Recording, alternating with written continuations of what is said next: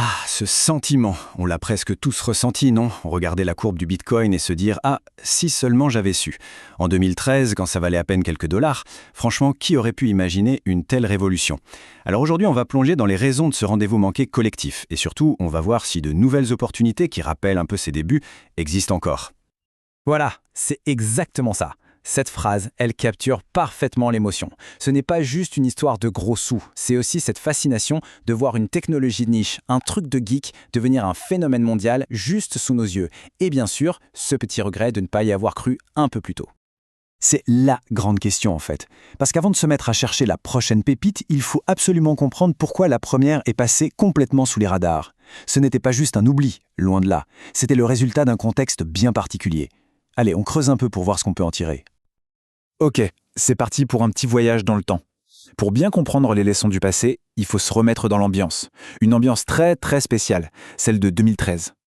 En 2013, acheter du Bitcoin, c'était une vraie expédition, hein.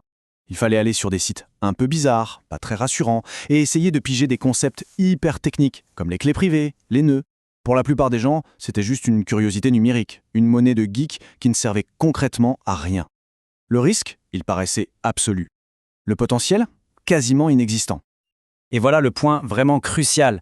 La méga opportunité, celle qui peut changer la donne, elle se trouve toujours là, dans l'incompréhension générale, dans cette zone un peu grise avant que tout le monde comprenne de quoi il s'agit. Parce que soyons honnêtes, investir quand le sujet passe en boucle aux infos, c'est souvent arrivé un peu tard à la fête.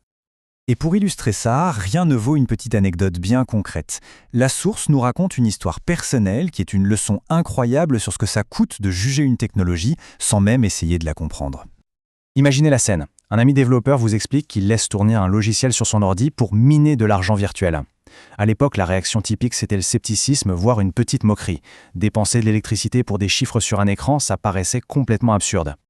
Et cet ami, il va même jusqu'à proposer quelques-uns de ces fameux jetons sur une simple clé USB.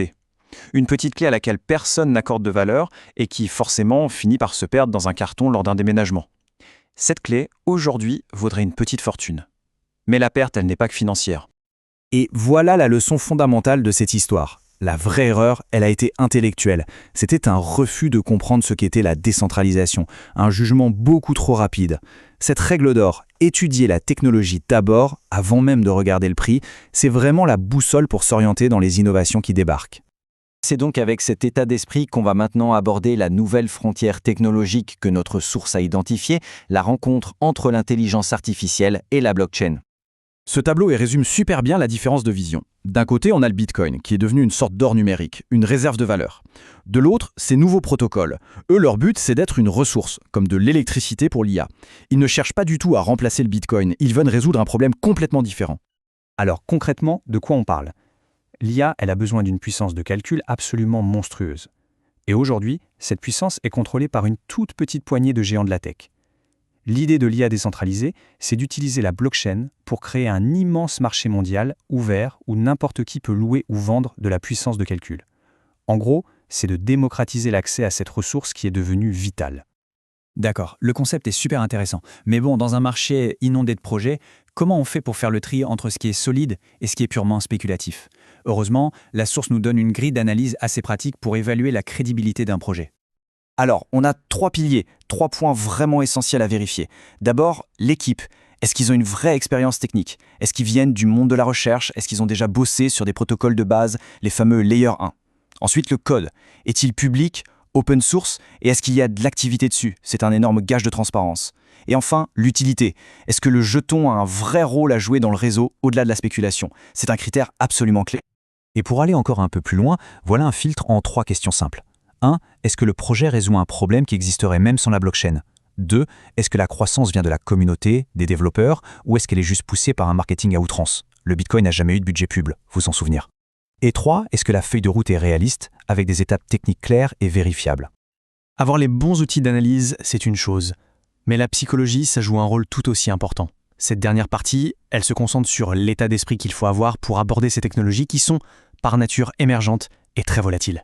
Vous savez, les marchés suivent des cycles émotionnels très nets. Beaucoup de projets vraiment innovants, comme le Bitcoin à l'époque, naissent dans cette phase d'incrédulité. C'est le moment où la plupart des gens se disent « ça ne marchera jamais ». Et c'est précisément là, ou juste après dans la phase de l'espoir, que se cachent les opportunités les plus intéressantes.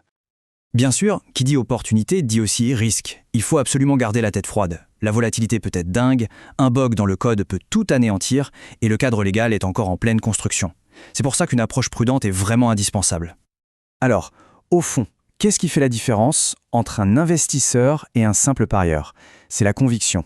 Et cette conviction, elle ne vient pas d'une croyance aveugle, elle vient d'une compréhension profonde de la technologie. Si on a fait ses devoirs, si on croit vraiment en l'utilité à long terme d'un projet, alors une baisse du prix, ce n'est plus une source de panique, ça peut même devenir une opportunité. Finalement, avoir raté le train du Bitcoin à ses débuts, c'est une leçon qui vaut de l'or. Le monde de la tech ne s'arrête jamais, il y a constamment de nouvelles vagues d'innovation qui arrivent en gare. L'enjeu, ce n'est pas de ruminer le passé, mais d'avoir les bons outils pour décrypter le présent. La vraie question, c'est donc, est-ce qu'on est mieux équipé aujourd'hui pour lire les horaires, pour déchiffrer les signes d'une révolution avant qu'elle ne soit évidente pour tout le monde ?